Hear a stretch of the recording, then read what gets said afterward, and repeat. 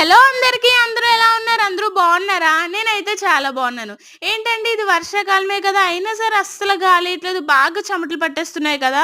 అదేనండి ఎండలైతే మహా ఘోరంగా ఉన్నాయి ఇక్కడైతే.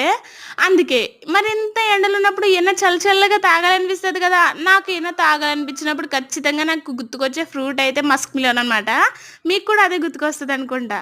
దాన్నయితే పీల్ తీసుకొని చిన్న ముక్కలుగా కోసి ఫ్రిడ్జ్‌లో పెట్టండి. ఇదైతే ఫ్రెష్ క్రీమ్. దీన్నయితే గ్లాస్ పాల ప్యాకెట్ చిరిగిపోయిందని గ్లాస్‌లో ఏసాను. అదైతే అలా ఐస్‌లో అయింది.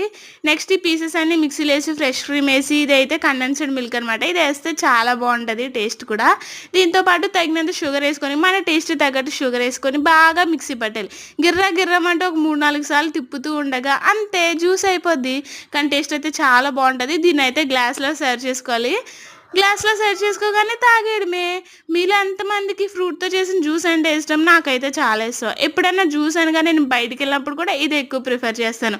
మీరు కూడా ఇలా చేసుకొని తాగండి. నిజంగా ఇష్టం లేని వాళ్ళంటే ఎవ్వరు ఉండరు.